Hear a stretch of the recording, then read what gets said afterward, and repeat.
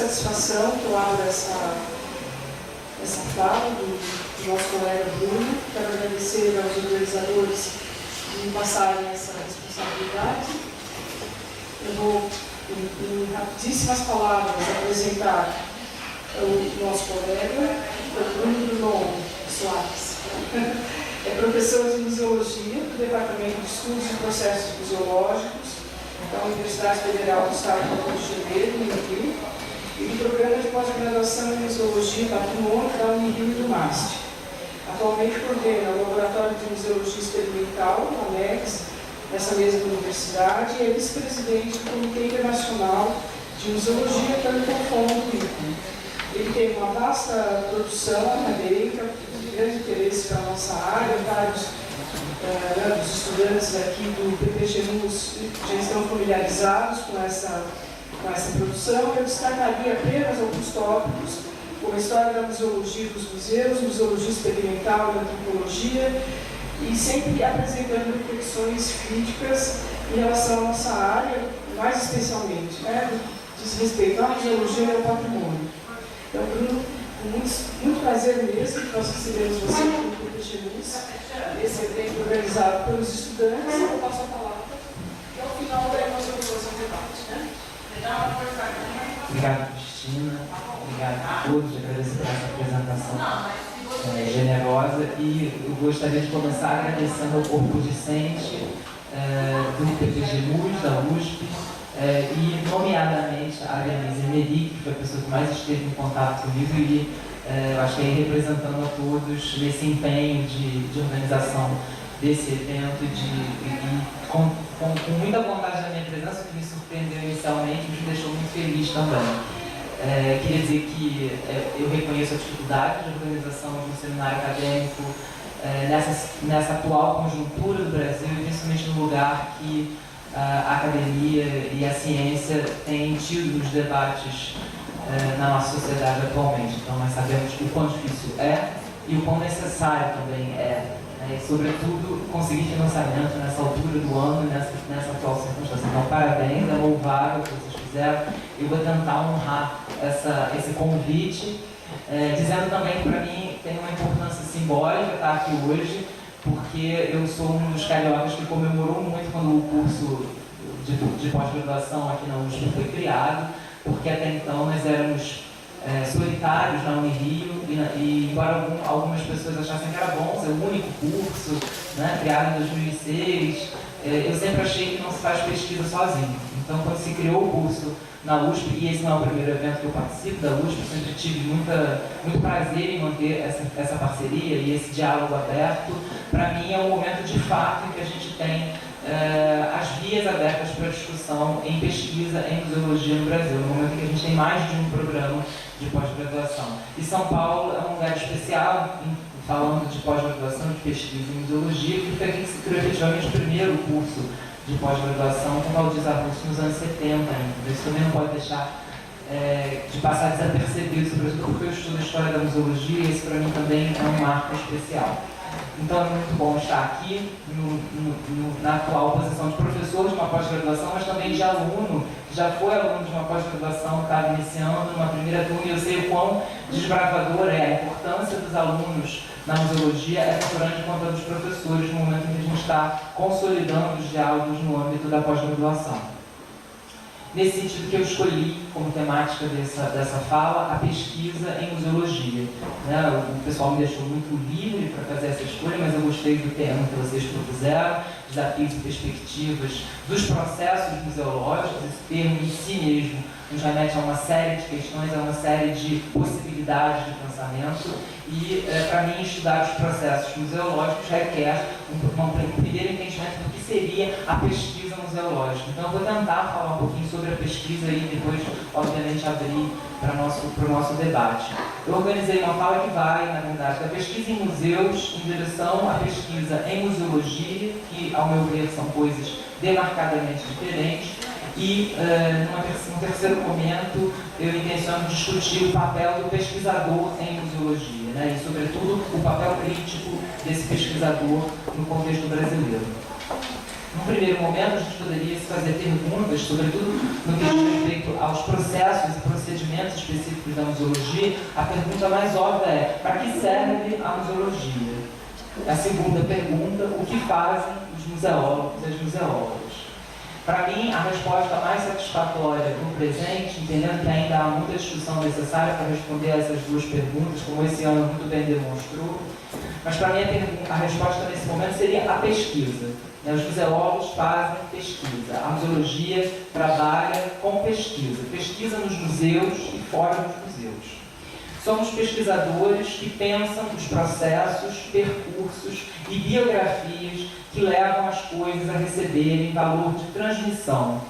Valor este que, de alguma forma específica e ao mesmo tempo ampla, no campo da museologia, nós convencionamos chamar de musealidade.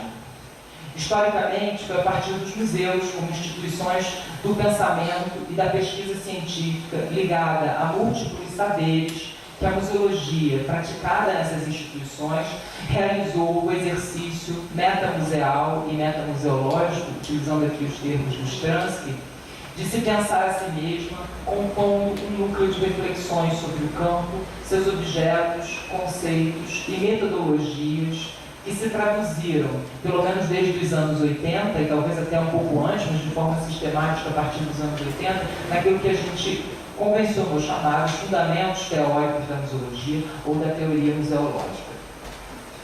Atualmente no Brasil, museu e museologia estão sob ataque.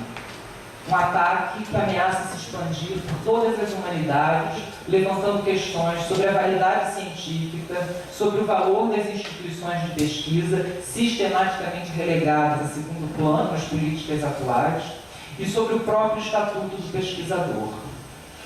Na era das fake news, não poderia ser mais emblemática a imagem da primeira instituição de pesquisa científica do país, o Museu Nacional do Rio de Janeiro, queimando em chamas por inteiro diante dos olhos dos cientistas que o construíram.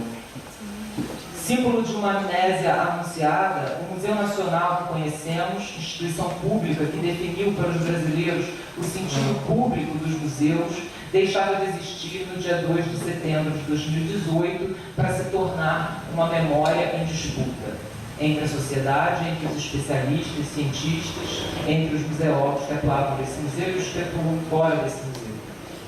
A museologia, então, passa a ter que defender o seu objeto primeiro por meio da mobilização social aliada à reflexão sobre as suas bases teóricas, enquanto os discursos políticos, liberais e diversos comentários em redes sociais questionavam a importância material e simbólica do museu como instituição de pesquisa que se propõe a transmitir conhecimentos e fazer pensar para além do universo recluso das ciências acadêmicas.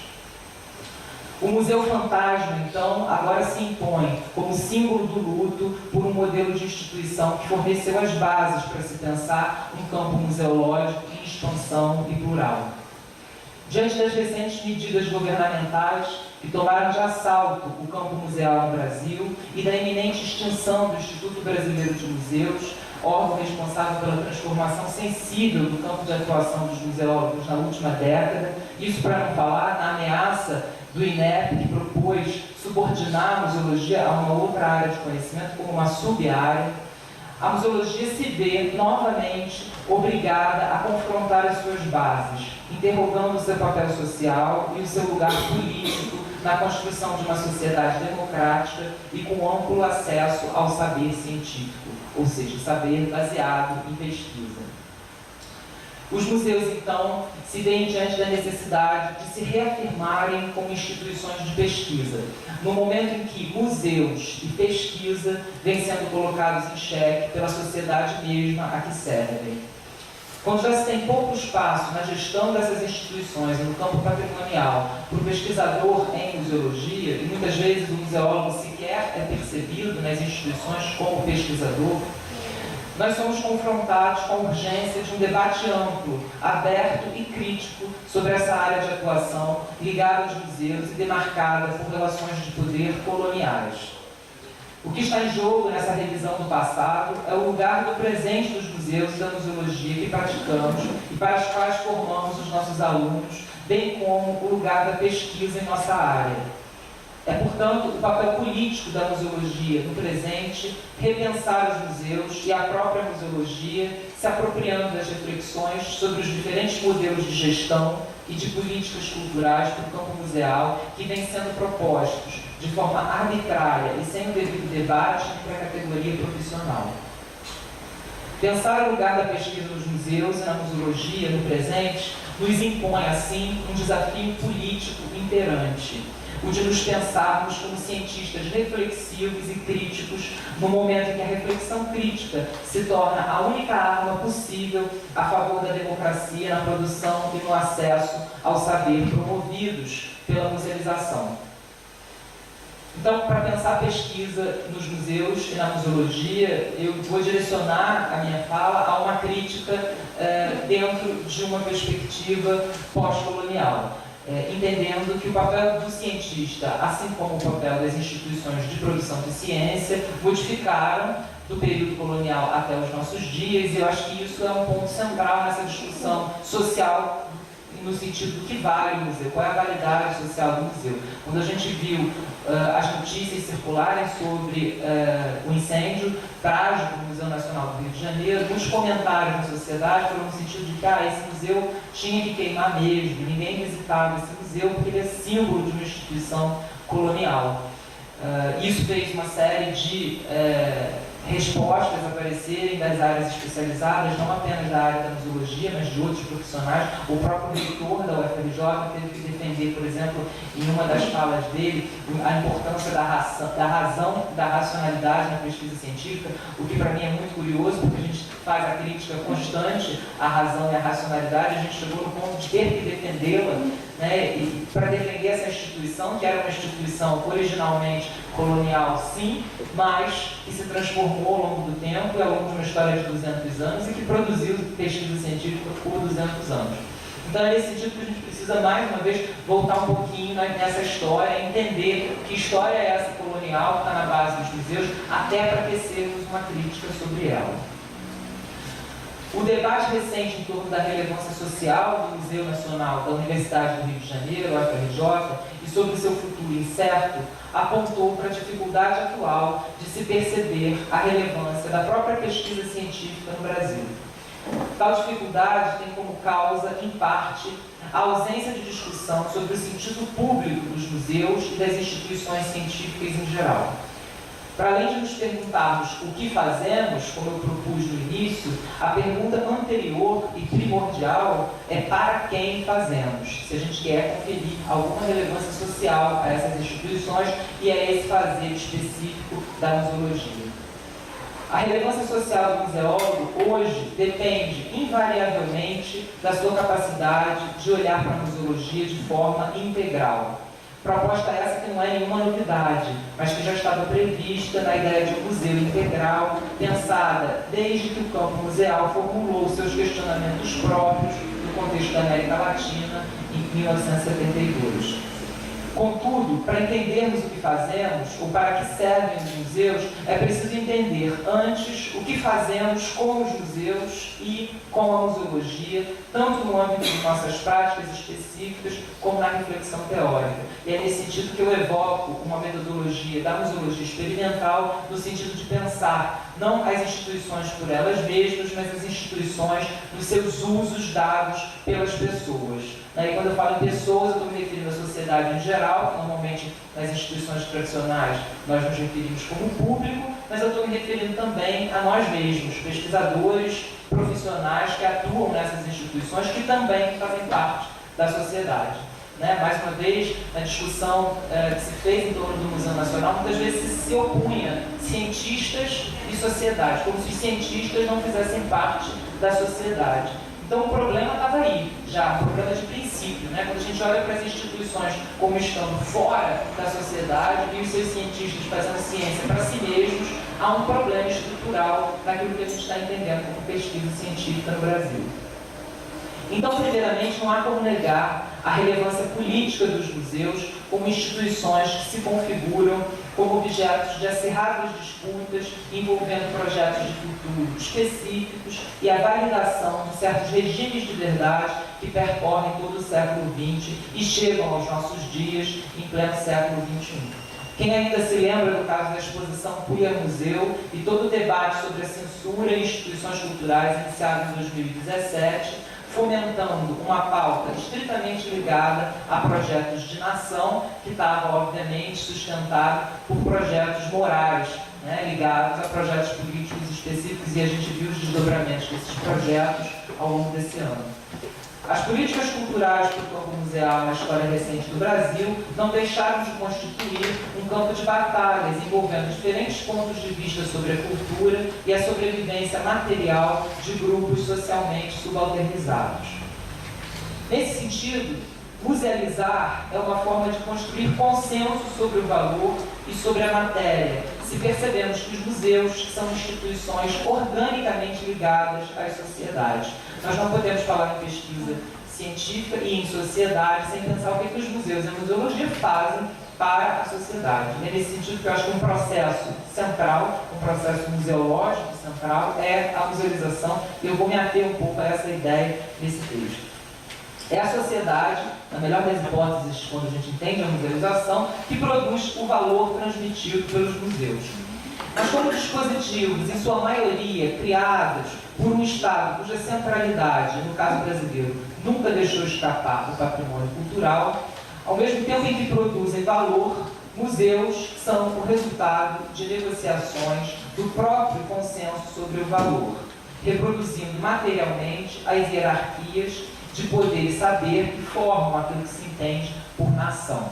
A gente poderia pensar o museu aqui como um entre-lugar, pegando o termo do Homem Baba, para se referir ao entre-lugar entre culturas, porque ele faz essa mediação entre a cultura de quem musealiza e a cultura de quem é musealizado. No passado, o Museu Nacional do Rio de Janeiro, criado em 1818, marcou, no contexto de um império com sede nos trópicos, a continuidade política e cultural da metrópole na distância da colônia. Em um primeiro estágio, ele configurou um modelo de produção e disseminação do conhecimento a partir de coleções organizadas e classificadas segundo critérios formulados com base em trocas internacionais. Como chama a atenção Maria Margarete Lopes, ao longo do século XIX, aprofundando esse projeto e baseando-se nas principais instituições científicas da Europa, especificamente o Museu de História Natural de Paris, criado em 1793, o Museu do Rio de Janeiro buscava se legitimar como um centro de instrução pública, incorporando o ensino da história natural para uma elite civilizada. Projeto esse amplamente discutido nas décadas de 1830 e 1840, mas que não foi concretizado até o final daquele século. Um pouco mais tarde, é com a configuração do Museu Paraense de História Natural e Etnologia, em 1871, que já nascia com a finalidade de se constituir o primeiro núcleo de um estabelecimento de ensino superior no Pará. Esse museu, então, vai promover a relação dos museus de história natural com a educação dos brasileiros e conferindo um caráter instrutivo à instituição científica museológica. A vocação de instituição pública, despertada nos museus brasileiros, evidentemente influenciada por outros museus europeus, como o Louvre ou o British Museum, que eram museus mais preocupados nesse momento com a divulgação científica e não simplesmente com a ciência natural, vai fazer com que se mude um pouco o foco, uma transformação de uma museologia da curiosidade, visando atrair um público mais amplo de não especialistas para descobrir o que essas instituições enciclopédicas guardavam. Então, a maneira desses museus, que eram museus voltados especificamente para os próprios cientistas, de produzir sentido numa sociedade de não cientistas, era justamente por meio da lógica da curiosidade. E aí os museus brasileiros retomavam uma lógica estruturante dos museus europeus, mesmo antes da colonização. A lógica da curiosidade se perpetuaria como parte desses museus quando a questão do público passava a ser valorizada para justificar nacionalmente a relevância dessas instituições. A relevância, inclusive, nacional, porque era preciso justificar a importância da existência de instituições nacionais, tendo pessoas civilizadas, membros daquela nação. A questão do público, então, que aqui é propositalmente aceita no singular, criava para os museus brasileiros a reificação de uma categoria social ontologicamente separada das coleções científicas e logo dos cientistas que as constituíam e as estudavam, mantendo nos museus ditos modernos a separação entre produtores de conhecimento e consumidores de curiosidades própria ao pensamento europeu sobre os museus enciclopédicos. Essa separação, dentro da qual se conjugava uma hierarquia social particularmente aguda no contexto brasileiro, foi reproduzida pelos museus até muito recentemente, o que leva uma grande parte da sociedade brasileira no presente a se perguntar qual é a real importância dessas instituições. Destinado a cumprir nas colônias uma missão civilizacional, os museus se fizeram instituições políticas portadores de ensinamento para populações que não possuíam aquilo que se entendia como instrução nesse período. Desde o século XIX, uma lógica positiva iria engendrar hierarquias sensíveis entre os museus e seus públicos no Brasil. As ciências humanas e sociais do país iriam ser criadas partindo do mesmo princípio para se produzir um conhecimento separado do saber popular e, ao mesmo tempo, pensado como positivo e ilustrado. Ainda atuando sobre a fragmentação do pensamento, já no contexto de São Paulo, o Museu Paulista, criado em 1894, a partir de uma coleção particular de moluscos, levaria ao nascimento de uma disciplina antropológica no país, ainda que vinculada aos parâmetros e modelos das ciências naturais. Na verdade, na perspectiva oficial do Museu Paulista, o estudo da humanidade claramente se subordinava a certos ramos do conhecimento científico, em especial a biologia, e só interessava enquanto tal. No século XIX, os museus brasileiros herdavam aquela lógica dos museus europeus, definindo a antropologia como um ramo da história natural, que é algo que vai se perpetuar nesses museus tradicionais de etnologia e de ciências humanas ao longo de todo o século XIX até início do século XX. Esses museus vão tratar o homem e as raças humanas, tendo por objetivo descobrir as características permanentes que permitissem distingui-las enquanto tipos biológicos. Progressivamente, a questão do povo brasileiro, aliada à ideia de constituição da nação, preconizada pelos interesses de uma elite que se desejava fazer representar na esfera cultural, levou o museu a desenvolver o esboço de ciências humanas e sociais no país. E hoje nós nos enquadramos como museologia dentro dessas ciências. Os museus, ao encenarem o outro, construindo distâncias invisíveis entre quem vê e quem é visto, quem produz e quem consome, ou quem pensa e quem é objeto de pensamento, materializam nos regimes de colonialidade herdados no passado pouco contestado os patrimônios valorados no presente. Mas se até o final do século XIX e início do XX a pesquisa nos museus servia para legitimar essa separação universal entre cientistas e o público desprovido de instrução, o que se viu na transformação do próprio Museu Nacional no século seguinte foi a gradativa introdução dos visitantes em sua diversidade no Brasil como verdadeiros atores do museu e criadores dos seus próprios discursos sobre o patrimônio musealizado. O seu estigma de instituição colonialista foi, ao longo do tempo, sendo questionado e já havia sido subvertido nas práticas de inclusão de públicos periféricos do contexto da cidade do Rio de Janeiro, com base no trabalho, por exemplo, de divulgação científica e as ações realizadas pela Seção de Assistência ao Ensino, SAI, que foi o primeiro programa educativo criado no país por esse museu em 1927. Os cientistas do presente, tanto nas chamadas humanidades quanto nas ciências naturais, que povoaram ao longo da história o imaginário do público sobre a própria ideia de museu, já não faziam pesquisa para o público, mas como em muitos setores do Museu Nacional, incluíam seus visitantes, os outros, imaginados desde a colonização, no próprio fazer científico, fazendo pesquisa com o público e fomentando a reflexão crítica sobre as suas próprias realidades que passavam a fazer parte da vida social dessa instituição pulsante e integral.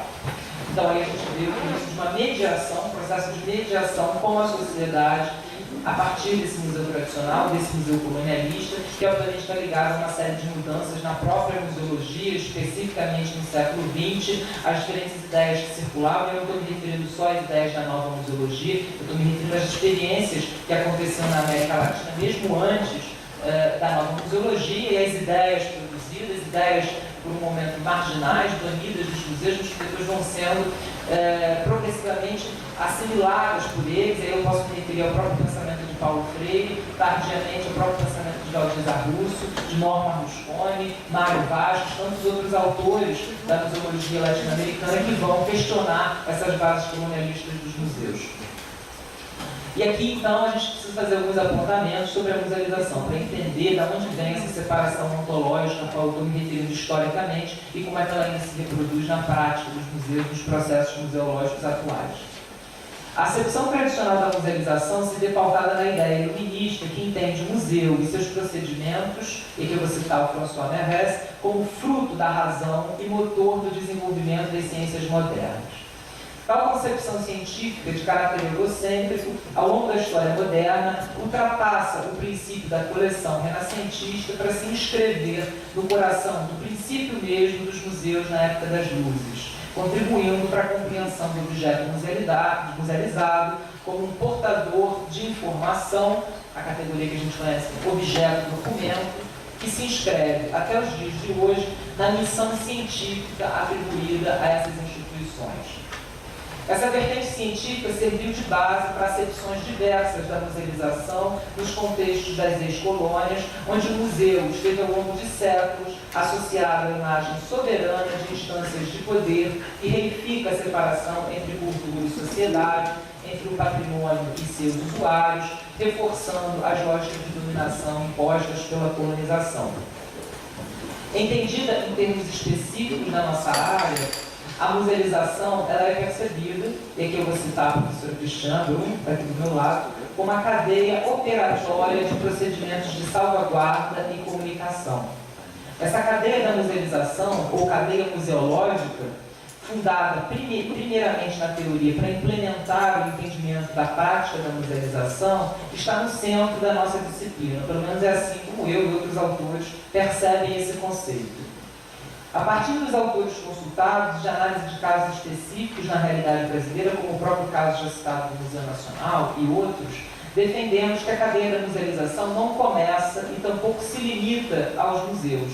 Isso porque a musealização tem início no campo, e aqui eu me refiro ao campo do próprio sentido do trabalho de campo, onde os objetos são coletados, abarcando todos os processos que se seguem de identificação, classificação, higienização, acondicionamento, seleção, comunicação, em todos os seus sentidos possíveis, englobando a exposição, mas não se limitando a ela, e até a sua extensão sobre os públicos, os colecionadores privados, o mercado de objetos e os diversos outros agentes indiretamente ligados a esse processo, que envolve diferentes pesquisadores de diferentes níveis e diferentes tipos de pesquisa. Em um esquema inspirado no que foi inicialmente proposto por Stransky e Peter Van Mensch, podemos vislumbrar as seguintes etapas que compõem a cadeia da musealização, aquelas que vocês já tradicionalmente conhecem, como pesquisa, seleção, aquisição, que envolve documentação, conservação, no sentido específico, mas também no sentido amplo, comunicação, pesquisa de recepção, etc. O que esses autores estavam definindo aqui como musealização, de fato nos remete a uma questão principal da musealização, que eu diria que é o mais importante para se entender na museologia, mas que nem sempre é visto como o mais importante, que é o fato de que toda essa cadeia que pode envolver esses procedimentos e muitos outros, porque ela é uma cadeia constantemente experimentada, praticada por diferentes atores e pode ser transformada, até mesmo subvertida, mas o fato é que ela é feita para um público. Ela visa uma comunicação. A comunicação ela sempre está presente como um estágio principal dessa musealização. E comunicação envolve a sociedade. É para uma sociedade ou, na melhor das hipóteses, é feita com a sociedade. Visando esse público, então, o primeiro passo da musealização é a definição de uma intenção. Essa definição só pode se dar acompanhada de pesquisa teórica e empírica a partir das intenções plurais que guiam a musealização. Intenções que podem ser regidas por diferentes atores sociais e instituições culturais diferenciando-se de um caso para outro. Em seguida, a partir do contato dos atores com o campo, o objeto será, ou a referência cultural, será selecionado e adquirido. A aquisição, como processo amplo, envolve todas as etapas da documentação, e aí a gente pode descrever uma espécie de seleção tradicional, mas a partir de então o objeto é categorizado, inventariado, digitalizado, fotografado, cuidadosamente acondicionado. Um valor monetário lhe é atribuído pelo museu, como um novo valor intrínseco, por meio das apólices de seguro, por exemplo. Então, os museus não estão tudo separado do mercado. Na conservação, os profissionais especializados ou conservadores irão tomar todas as medidas necessárias para a manutenção da integridade física do objeto, protegendo-o de qualquer possibilidade de deterioração crescente e, logo, separando-o ainda mais da sociedade. Ele passa a se tornar intocável pelas pessoas. O objeto se torna virtualmente ascético à ação humana. Intervenções são feitas apenas por cientistas especializados e restrições quanto à sua manipulação e exposição são prescritas. Ele entra dentro de um regime normativo muito específico. Seu acondicionamento em ambiente artificialmente controlado é meticulosamente monitorado. Em todos esses momentos, o objeto estará sendo musealizado, numa passagem contínua ao que constitui e constituirá o seu valor por meio de um vir-a-ser perpétuo que faz dele objeto de museu e produto da ciência. Então, a ciência, ela contribui nessa construção de valores. Os museus não estão apenas coletando valores da sociedade. Os museus estão produzindo valor junto com a sociedade ou, nos piores casos, separados dela. É nesse sentido que a gente precisa, e aqui eu faço esse exercício de tentarmos descolonizar essa musealização, entendendo a performance museal como um ato simbólico de transformação social. Considerando, então, a musealização como um ato simbólico prático, observamos que, em suas operações, há certas condições para que uma coisa selecionada se torne museada.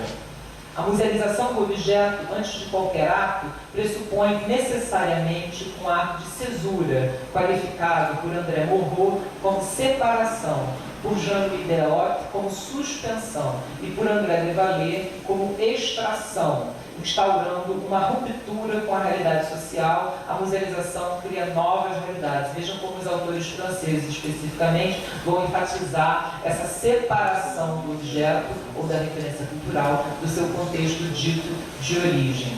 Jean Davalon define o objeto musealizado como um objeto real que não está mais no real. E aí eu acrescento, mas ele está também. Dizer que um objeto é elevado ao real não quer dizer que o objeto musealizado deixe de existir para o contexto social, onde produzir sentido, uma vez inserido em relações sociais de outra ordem. Como demonstram os exemplos contemporâneos de musealização in situ, uma nova realidade é criada no momento da suspensão simbólica, que não obriga necessariamente a separação material do meio físico, mas implica numa existência dupla do objeto, como ele mesmo e como a sua representação. Aí a gente poderia citar os mais variados casos de ecomuseus, museus comunitários, museus sociais, que vão manter os objetos no seu contexto material de origem. Tudo se passa como se o objeto existisse no limiar entre dois mundos, alcançando um estado de liminaridade característico dos rituais, como descreve o antropólogo Victor Turner. Assim, ele serve como suporte para as novas propriedades imateriais que lhe são atribuídas no plano museológico, passando a operar como parte de um texto ou como parte de uma performance. E logo, ele passa a ser passível de ser estudado. Em outras palavras, a pesquisa gera um dado discurso sobre a materialidade das coisas elevadas ao estado de museália. Não se trata de um processo metafísico aqui descrito, é um processo epistêmico, em que um certo corpo de conhecimentos específico serve para explicar determinados fragmentos da realidade experienciada, selecionados por alguém que detém autoridade entre as diversas possibilidades que se apresentam à musealização. Não existem, logo, objetos pré-determinados para serem musealizados. Somos nós, todos nós, que temos autoridade para escolher esses objetos. Eu me refiro a nós, eu estou me referindo aqui aos especialistas. Nós poderíamos referir a outros grupos de autoridade, como políticos, né, como pessoas que estão nos museus por diferentes motivos, que não só a especialidade, mas motivos políticos, motivos sociais, motivos de disputas de interesse, ou nos museus comunitários, os líderes comunitários, aqueles que falam mais alto, mas sempre há uma hierarquia que vai determinar politicamente as escolhas que são feitas pelos museus. Então, como um gesto social, levando a ação criativa, a musealização instaura sobre a realidade um ritual ou uma performance ritualizada, que podemos entender como performance museal. Em última instância, é ao museu que esse ritual remete, mesmo quando a instituição em si não está manifestada. Existe um imaginário em torno do que é museu e em torno desse processo de valorização que a gente chama de musealização. E quando a gente fala da sociedade, como toda sociedade, obviamente, não sabe o que é musealização. Musealização é um termo específico que nós utilizamos. Para a sociedade, a referência é a instituição museu. Mas é o processo mesmo de produção de valores, a musealização, e não o instrumento ou dispositivo, o museu, que deve ser objeto de reflexão crítica da museologia. Para mim, o nosso objeto central, aquilo que nos une a todos, tanto quem está na academia, quanto quem está nos museus, quanto quem está na sociedade produzindo referências culturais, é a musealização, não necessariamente os museus. É nesse sentido que o meu foco vai para a musealização e a minha crítica vai para a musealização. Na musealização, todo o conjunto de objetos musealizados passam a ser movidos por uma intenção museal, sempre voltada a algum tipo de público e ou envolvendo participação social, o que faz com que se desenvolvam diversas outras ações simbólicas que também compõem esse ritual. A principal finalidade não é a exaltação nostálgica do passado, mas a congregação em torno da nova realidade criada pela musealização. Esse estado sublime constituído pelo ritual, por meio do qual as coisas do real adquirem novas qualidades imateriais, é o que se chamou na museologia de musealidade. Podendo ser entendida como a característica do objeto material que, em uma dada realidade, documenta uma outra realidade, aqui eu cito Ivo Morevich, a musealidade é um valor criado pela mudança cultural. Ela atesta a crença na diferença reconhecida entre o universo banal e o universo mágico criado pela musealização. E logo ela é produzida por meio da performance museal. A partir das abordagens teóricas analisadas, é prudente considerar que a musealização é um processo dinâmico e fluido, e logo ela não pode ser prescrita tanto quanto ela não pode ser prevista. Se a gente envolve a sociedade, a gente tem que estar preparado a lidar com os valores da sociedade, que não são os nossos e muitas vezes vão contradizer os nossos próprios valores. Ela depende de uma intenção, mas está sujeita às mais diversas mudanças nos valores em negociação, por meio das disputas, por regimes de valor que são, em última instância, regimes pela verdade e pela vontade de controlar as realidades sociais em que são aplicados. É nesse sentido que a musealização permite aos objetos desempenharem um papel de originais, aqui com muitas aspas, por meio da pesquisa museológica, responsável por engendrar um processo em que a informação é destilada e realocada, sendo manipulada para ser recriada na performance museal. A musealização tem o poder de progressivamente solidificar a autoridade dos museus sobre os objetos e sobre o sentido dado ao patrimônio. Por meio de atos de instituição específicos, ela cria os objetos ao enunciá-los, ao mesmo tempo em que produz a crença na sua essência. Dessa magia performativa, que produz uma crença específica, que é a musealização, provém as noções amplamente associadas aos museus de objeto autêntico, objeto original ou verdadeiro, de que são diretamente opostas às noções de inautêntico, de falsificação ou de cópia, e responsáveis por estabelecer, assim, uma hierarquia entre aqueles que ditam os critérios de autenticidade, de originalidade e de verdade, e os que são levados a acreditar na neutralidade e universalidade desses mesmos critérios. Para a sociedade não existe intenção. Para a sociedade, aquilo que o museu expõe é o que é verdade, é o que foi socialmente ou divinamente, se a gente for pensar do ponto de vista mágico, imaginário, escolhido e elencado como objeto de valor. A museologia, permeada pelos conhecimentos adquiridos de outras ciências sociais, é atualmente confrontada com a desconstrução desses conceitos por meio de uma investigação empírica, buscando explicitar os atos performativos por meio dos quais os museus construíram sua autoridade no mundo moderno, e logo percebendo a musealização como conceito que pertence ao campo do simbólico. Hoje, essa disciplina encontra o seu objeto de estudo nesse processo indelével de retenção reflexiva, a partir do qual algumas coisas são mantidas para que possam produzir sentido na forma de conhecimento transmitido pela comunicação museológica. A postura específica do homem com a realidade, de que falava Stransky, diz respeito, afinal, a uma vontade de musealização, um tipo de vontade de representação que leva àquilo que podemos entender como a experiência social da musealidade, experiência essa que vem sendo descolonizada, por princípio, em muitos museus e em contextos pós-coloniais. E aqui, para essa desconstrução, eu discutiria, e essa é a terceira parte do texto, já encaminhando para o fim, o que seria, então, o papel museológico, o papel do pesquisador da museologia nesse processo museológico. Olhando para os diferentes procedimentos que compõem a cadeia museológica, vemos que a pesquisa, que configura o princípio e o fim do ciclo da musealização, mas que está presente em todo o processo, deve, com efeito, se fazer presente em todas as etapas, seja ela pesquisa empírica, no campo onde os objetos são selecionados, pesquisa documental, pesquisa terminológica, pesquisa de técnicas e métodos de conservação, pesquisa expográfica aplicada à comunicação.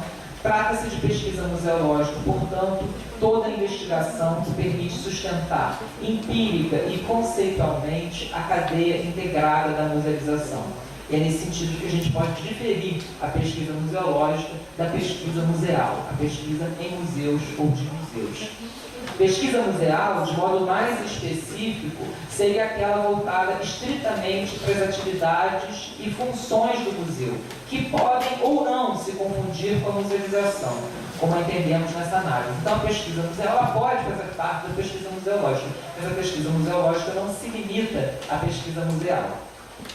É graças ao entendimento da cadeia criativa e socialmente fundada da musealização que somos levados a defender a existência de um campo de pesquisa empírico e conceitual próprio da museologia dentro das ciências sociais. A pesquisa museológica, portanto, antecede o museu, assim como existe para além dele, do mesmo modo que a musealização não se limita aos perímetros conceituais e físicos dessa instituição social. Mas a pesquisa museológica possui caráter ainda mais amplo ao tratar não apenas de pesquisa sobre e na cadeia museológica, ou mesmo, mais especificamente, na pesquisa museal. Ela também abarca, e aqui é um dos aspectos específicos dessa pesquisa, ela abarca a pesquisa reflexiva sobre a própria museologia, como campo de conhecimentos, aquela que poderíamos ousar denominar de pesquisa metamuseológica. É nesse sentido que alguns autores já reconhecem e atuam nessas diferentes áreas de investigação, considerando a percepção de que não existem vínculos absolutos entre museu e museologia, o que nos permite aceitar a possibilidade de existência de museus sem museologia e museologia sem museus. Nessa perspectiva, o museu ele mesmo se faz artifício do método museológico, funcionando como ferramenta de análise para a pesquisa museológica, isso é, como uma lente do social culturalmente forjada para representar realidades ou contar uma história. A pesquisa museológica nos conduz, assim, a um olhar próprio da museologia sobre as unidades de análise que recortamos das realidades sobre as quais atua a musealização. Seu método próprio irá se construir na medida em que os diálogos com outras disciplinas contribuem para o entendimento sincrônico e diacrônico do processo em cadeia de atribuição de valor às coisas que molda a nossa experiência da realidade social. Ele é, portanto, método antropológico, histórico, sociológico e também semiótico, pois deve se constituir interdisciplinarmente na medida em que se adapta ao movimento inconstante da musealização e dos museus e às múltiplas experiências sociais e subjacentes que dele decorrem.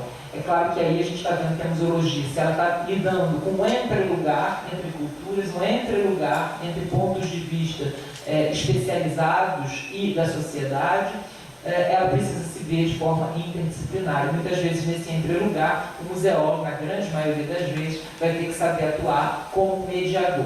e não como detentor de conhecimento, mas como mediador entre diferentes mundos de conhecimento que constituem a pesquisa científica em museologia. Esse mediador, logicamente, como eu já falei aqui, tem um papel político muito específico na pesquisa. Historicamente, o artifício da razão e a supremacia do logos já estava na origem da forma de pensar preconizada pelos museus criados há 200 anos atrás, desde o Museu Real, e forneceriam as bases cognoscentes para a musealização como a entendemos ainda em nossos dias. Não se pode ignorar, pensando a origem da pesquisa dos museus na museologia desde a colonização, que essas instituições chegam nas colônias como instrumentos do projeto imperial de produção de conhecimentos e difusão das ciências. Nesse sentido, a primeira museologia pensada e praticada no Brasil foi classificada como uma museologia sobre o outro, e os sujeitos representados nos museus brasileiros teriam sua identidade marcada pela diferença. Quando eu falei da lógica da curiosidade, é a lógica da diferença. É o outro que vai ser objeto e não, obviamente, os próprios estudiosos e as suas próprias culturas. Sendo, então, o propósito dessas instituições a composição de objetos de estudo e suas ciências correlatas, servindo aos interesses de uma metrópole ilustrada. O papel dos cientistas no bojo do processo político de dominação dos imaginários coloniais, portanto, não pode se ver desvinculado das lógicas de poder que conformam o patrimônio musealizado, bem como as relações sociais nas colônias. Esse papel se construiu com base na autoridade de um sujeito hegemônico, que é sujeito das ciências e sujeito dos museus, formulado filosófica e politicamente dentro do projeto iluminista fundador da modernidade no mundo dito ocidental. Penso, logo existo, a mais famosa frase de Descartes funda, a partir da Europa, uma nova maneira de pensar que iria ser imposta como dominante no bojo de um processo político que envolvia os museus, constituindo e reificando um eu pensante que é sujeito soberano da musealização. Esse eu, sujeito das ciências e dos museus, é capaz de produzir um conhecimento que é verdadeiro para além das determinações do tempo e do espaço. O eu dessa equação, produtora de verdades, é então duplamente qualificado. Quem vai descrever essa qualificação é o Ramon Grosbovo, que é um autor decolonial, que vai dizer que esse sujeito das ciências ele é um sujeito, no primeiro ponto, neutro, pois funciona, segundo esse autor, como o olho de Deus, e, no segundo ponto, como universal, pois não se vê condicionado a nenhuma intenção ou sujeito a negociações. Então, essa verdade do sujeito hegemônico, do sujeito que não está localizado no tempo nem no espaço e que também não tem interesses e nem intenções por detrás da musealização, é essa verdade que os museus transmitiram para os públicos e para a sociedade ao longo dos últimos séculos, e no Brasil, ao longo dos últimos 200 anos. Esse eu, presente no código e sujeito universal da musealização, vem sendo questionado em críticas decoloniais à museologia e necessita ser desmistificado por meio do processo de crítica à hegemonia do próprio pesquisador em relação aos seus objetos de pesquisa. Nós não somos soberanos. Pode ser difícil assumir isso, mas é um exercício decolonial necessário. A objetividade científica preconizada pelos museus e pela museologia acadêmica reifica e reitera discursivamente esse sujeito sem corpo, desado e sem história, produzindo uma retórica específica, voltada para persuadir atores sociais de que o conhecimento produzido por alguns é o único caminho possível para se alcançar a verdade. Assim, a ciência que os museus produzem e legitimam serve ela mesma para legitimar e produzir a validação material dos museus. A materialidade verificada dos museus e do patrimônio, de acordo com o paradigma do conhecimento não localizado, esse conhecimento que é europeu, mas que ninguém diz que é europeu e eurocêntrico, tem na neutralidade a produção de equivalência ontológica entre artefatos e fatos, e relega aos sujeitos dissidentes o lugar de exterior necessário, usando o termo de Judith Butler, que serve para a manutenção do jogo que produz a hegemonia. Pensando-se no interior dessa mecânica de construção de mitos e verdades, o pesquisador reflexivo e consciente de seu papel político tem o desafio de reavaliar constantemente a sua prática e o seu próprio pensamento, correndo o risco de se ver preso aos jogos de poder e saber inseridos na musealização por meio da colonização. Reconhecer o seu lugar de fala na cadeia operatória e suas escolhas como escolhas políticas, com reflexos materiais e simbólicos sobre as realidades em que atua, deve fazer parte do fazer reflexivo desse sujeito de uma ciência que almeja se descolonizar para se revalidar no mundo presente. Não existe museu sem pesquisa, e certamente não haveria museologia. Logo, a sobrevivência da nossa área, entendendo a museologia como um campo organizado a partir de um saber fazer específico e teoricamente fundado, está invariavelmente ligada à sobrevivência da pesquisa nos museus, nas universidades, sobre os museus e os patrimônios culturais e sobre a própria museologia, porque é essa pesquisa reflexiva que nos coloca num lugar de questionamento. Nós passamos a fazer parte dos nossos objetos de estudo e, na verdade, nós sempre fizemos parte dos nossos objetos de estudo. A partir da segunda metade do século XX, o campo museal brasileiro se vê marcado por um conjunto de questões sociais, em grande parte advindo das diversas formas de apropriação nos países periféricos do modelo europeu do século anterior. Com efeito, a transformação eminente que se observa na história dos museus europeus nas últimas décadas do século decorria de um reconhecimento no centro do campo museal internacional da existência de formas experimentais de museus nas ex-colônias, inclassificáveis segundo as lógicas e os modelos europeus, e da reivindicação por outras museologias que rompessem com o modelo hegemônico disseminado desde a colonização. Essas experiências, ao ganharem visibilidade na Europa, acabam por subverter as lógicas de poder entre metrópoles e colônias mantidas pelos sistemas capitalistas e pelas ditaduras militares até o final do século.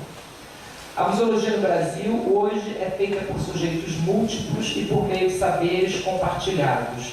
A pesquisa é fruto de colaboração com os públicos e com aqueles sujeitos anteriormente excluídos do discurso oficial construído sobre o patrimônio cultural. E eu sei que vários dos trabalhos que vão ser apresentados aqui, pelo que eu já vi, vão tratar exatamente desses outros sujeitos, dessas outras possibilidades e enfrentamentos da museologia tradicional. A chamada democratização da cultura vem, nesse sentido, demandando cada vez maior inclusão e a relativização do sujeito hegemônico dos museus e do patrimônio. Essa inclusão de novos sujeitos leva a um embate político sobre quem detém os critérios de valores no campo patrimonial, o que faz da museologia uma instância de mediações necessárias entre pontos de vista sobre a cultura. Conceber diferentes museologias significa materializar diversos atores, sujeitos e objetos, entendendo que essas posições elas são variantes e cambiáveis, nos museus, no sentido de se reconhecer e encenar uma multiplicidade radical de saberes locais, que nós poderíamos definir em termos museológicos como etnomuseologias radicais. Buscamos, com essa reflexão, relativizar o papel soberano de um museu dito tradicional, pensando a musealização como uma prática social da qual podem fazer parte os sujeitos localizados, produtores de saberes múltiplos e valores negociados. Defendamos assim o lugar de fala do sujeito dominante, produtor de uma materialidade inquestionada e inquestionável. Expusemos o seu poder, explorando uma crítica à pesquisa museológica que chega aos nossos dias por meio dos museus e das pessoas que pensam e pesquisam museus, essas também localizadas e, portanto, passíveis de serem descolonizadas. Por fim, o futuro da pesquisa científica, como vislumbramos hoje, depende de negociações políticas pela preservação do lugar crítico do pesquisador para garantir a construção utópica, como já diria Russo e Paulo Freire, de alternativas para o futuro, que envolve todos os cientistas e não cientistas, museólogos e não museólogos, e é para isso que nós estamos aqui hoje. Então, eu fico disponível para construirmos juntos esse futuro de ciência, pesquisa e resistência. Obrigado.